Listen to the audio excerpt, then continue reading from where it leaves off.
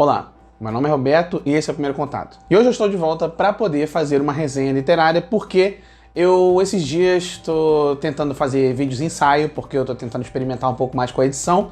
Hoje eu vou mostrar minha cara, uma coisa que eu não gosto de fazer, mas é um sacrifício que eu vou fazer, para poder falar sobre o livro Solaris, de Stanislaw Lem. Aqui nesse livro a gente vai seguir o psicólogo Chris Kelvin, que acabou parando nesse planeta chamado Solaris para poder estudar ele junto com outros cientistas. Mas por que eles têm que estudar esse planeta? Ele é tão importante assim?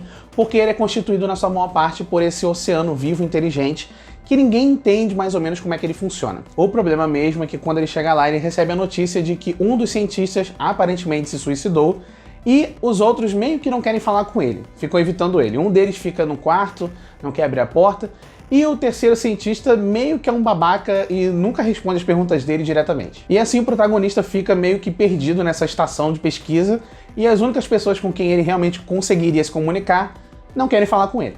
E aí não demora muito para o Chris perceber que esses cientistas, além de estarem bem quietinhos, eles também estão começando a ficar meio paranoicos. E chega até um momento em que o protagonista acaba escutando essas vozes de criança e de mulheres que não deveriam estar ali. E logo ele descobre que um dos motivos para os cientistas estarem tão perturbados está nas diversas aparições de figuras que, de alguma maneira, fizeram parte do passado de cada um deles. E essas aparições são tão constantes que eles acabaram chamando elas de visitantes. E assim, enquanto o leitor questiona a sanidade dos personagens, os personagens questionam a sua própria realidade. Como se não fosse o suficiente, a gente finalmente descobre quem é a visitante do Chris, que é a sua ex-esposa que se suicidou há uma década. Agora falando sobre o livro em si, ele tem vários pontos positivos, é claro, ele não virou um clássico à toa, mas eu também tenho alguns problemas com ele que talvez atrapalhem uma futura releitura. Então eu vou mencionar aqui alguns pontos problemáticos e outros que eu acho que o autor poderia ter trabalhado melhor. Começando aqui pelo ponto positivo, eu achei bem interessante a temática dele, eu achei os temas muito interessantes, principalmente o tema principal,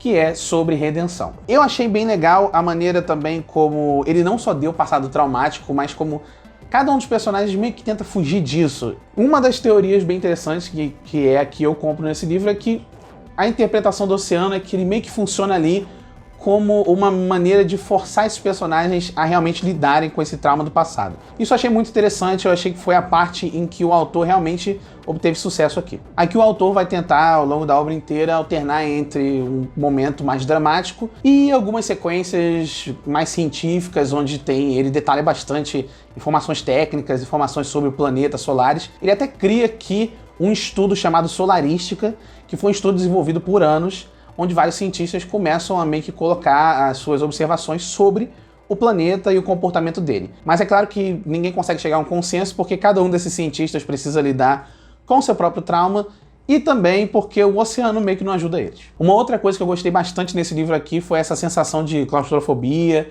e também de paranoia que o livro tem. A ambientação do autor aqui, para mim, é basicamente perfeita, a forma que ele tentou recriar a sensação, essa coisa mais onírica, o mistério mesmo, de deixar você meio perdido na obra, mas assim, ele deixa você perdido na obra de uma boa maneira, meio do jeito que o Philip K. Dick faz com você, ele meio que faz você questionar os personagens, as motivações dele e todo aquele universo. Mas você nunca fica de verdade perdido ali, você nunca acha que a escrita dele é muito confusa. Eu fiz essa comparação aqui com o Philip K. Dick porque ele também é outro autor que adora colocar o leitor no meio desse universo bizarro, e ele meio que joga você ali, ele não tenta te explicar muita coisa, e você tem que tentar descobrir sozinho. E aí, quando ele começa a revelar as coisas aos poucos, ele meio que também não revela 100% das coisas, o que eu achei bem interessante. Eu acho bem legal isso, porque eu aprecio quando um livro não tenta entregar todas as informações meio de mão beijada pra você e não trata você como um idiota. Bem, agora que eu já falei aqui o que eu gostei, que foi toda essa ambientação, a forma como ele estabelece o universo, como ele estabelece os personagens, e ele realmente transforma Solaris em um personagem próprio, basicamente o protagonista. E agora eu tenho que falar aqui das partes que eu não gostei muito. Como eu mencionei aqui, esse é um livro bem pequeno, são só 300 páginas, e as 100 primeiras páginas são maravilhosas, são impecáveis, eu não mudaria nada nela. Eu acho que o ritmo tá perfeito, eu acho que os personagens estão perfeitos. Obra-prima até as 100 primeiras páginas. Mas, e por quê? O que acontece? Nas 100 primeiras páginas ele foca bastante na tensão e no mistério. Você tá ali com o protagonista, você não sabe o que tá acontecendo naquela estação, você vê que nenhum dos personagens fala diretamente com ele, todo mundo parece bem paranoico, bem louco, Até essa parte está bem interessante. Você quer muito saber o que está acontecendo. Quando chega ali na segunda metade, ali na página 200 até 300, o livro dá uma diminuída no ritmo. Eu gosto de uma leitura lenta, eu gosto de slow burn, eu adoro isso. Adoro a versão adaptada do livro do Tarkovsky, que é a versão mais lenta que já foi feita. Mas a diferença é que eu adoro leitura e filme lento, desde que ele não seja repetitivo. E eu acho que nessa segunda metade o autor começou a repetir demais os temas que ele apresenta. A gente descobre ali um pouquinho do passado do protagonista e sobre essa ex-esposa dele, que cometeu suicídio, e ela começa a fazer essas aparições constantes na obra. Ao longo do livro você começa a questionar se essas aparições estão tomando consciência própria, se elas estão virando um personagem novo. Eu achei interessante a ideia por trás disso. Talvez o Oceano tenha uma consciência própria e talvez crie consciência própria nessas aparições, que são representações visuais de pessoas do passado dos personagens aqui. E tem um outro problema aqui também, que é o texto expositivo. O texto do Stanislaw Lem é bom quando ele tenta criar tensão, quando ele tenta fazer ambientação, e é bem legal a primeira vez que a gente vê o personagem, o Chris, na biblioteca de Solaris e ele tá pesquisando sobre o planeta. É bem interessante. O problema é que chega um ponto em que a estrutura do livro começa a se repetir.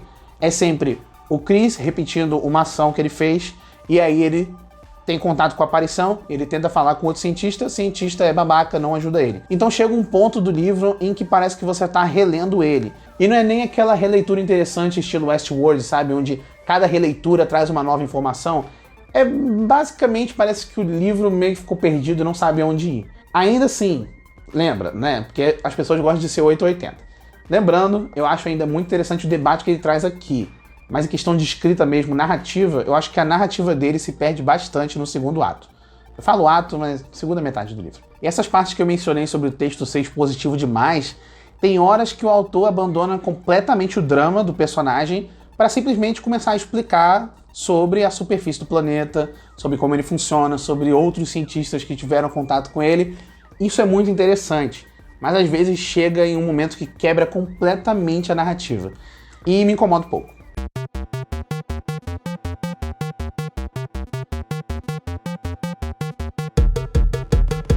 Agora vamos para a problemática. Mas realmente é uma coisa que incomoda um pouco, porque autores de ficção científica, principalmente dessa época, não são autores, né, homens, não são o melhor exemplo na hora de desenvolver personagens femininas.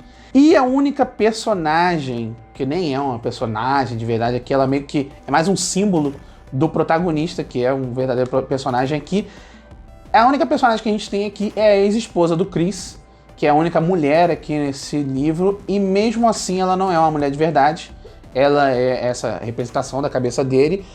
É legal que em um ponto do livro ela começa a adquirir consciência própria, ela vai se transformando em alguém novo. Possíveis spoilers sobre um livro bem antigo, mas tudo bem, não tem problema. Nesse canal a gente dá spoiler. Na maior parte do tempo ela meio que só fica ali acariciando ele, falando coisa no ouvido dele e tentando confundir ele. É aquela coisa, né? Mais uma personagem feminina jogada ali só pra dizer que o protagonista tem um passado traumático. Ela só funciona em função do protagonista.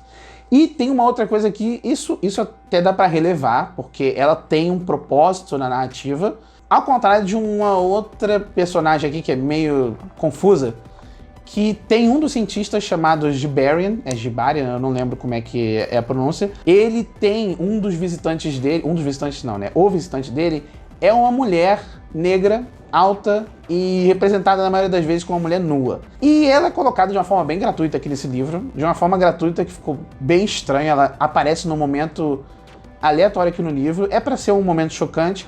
Eu não sei se de repente isso foi um comentário, porque tem muita gente que tenta colocar todo livro é uma crítica ao colonialismo, todo livro é uma crítica ao capitalismo. Então, pode ser. Se foi sutil demais. Isso pode representar muitas coisas, mas, independente do que representou, o autor não soube muito bem trabalhar isso, porque ao longo do livro ele não debate esse tema. Então, assim, se a intenção do autor era fazer um comentário sobre o colonialismo, ou talvez até fazer um comentário sobre racismo, sobre a forma que as mulheres negras são interpretadas na literatura, a forma como elas são super sexualizadas na mídia também, Mas eu acho que essa não foi a intenção aqui, porque não ficou muito claro. E se o autor quisesse deixar isso claro, ele poderia simplesmente desenvolver melhor o Dr. G. Barron, que é o doutor que tem essas aparições. Então, assim, ficou confuso e a intenção não ficou muito clara. Mas é isso. Independente disso, ainda assim, os debates sobre consciência, os debates do protagonista tentando consertar o seu passado e a forma que ele questiona se ele deveria abraçar ou não se ele deveria abraçar uma redenção ou abraçar uma nova vida, são questionamentos muito interessantes que esse livro tem. Será que vale a pena eu tentar lidar com esse trauma do passado? Ou será que não é mais confortável simplesmente abraçar essa nova realidade? Porque talvez ela se torne real. E como todo livro que faz sucesso, Solaris acabou rendendo umas adaptações para o cinema. A primeira delas foi um filme para TV em 1968, que eu ainda não assisti, mas vou dar uma olhada, vai que é bom. E depois disso, em 1972, a gente teve a primeira adaptação cinematográfica realmente pro cinema, que foi feita pelo Andrei Tarkovsky, que é um diretor maravilhoso, eu amo muito, e eu acho ainda até hoje que é a melhor adaptação do livro. Ele é bem fiel ao livro, ele realmente pega partes aqui direto do livro, o que eu achei até bem estranho, porque ele adora mudar o material original.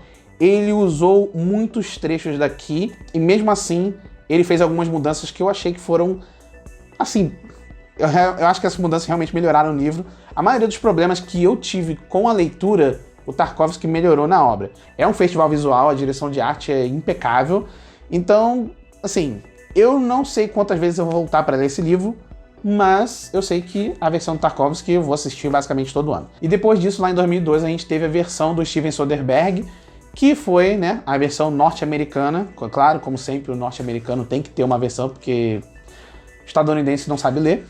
E foi estrelada pelo George Clooney, porque o George Clooney também adora estrelar filme de ficção científica.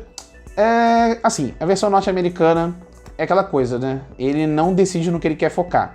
Então, ele atira para todo lado. Ele pega a ciência, ele pega o drama, mas ele nunca foca em nenhum dos dois.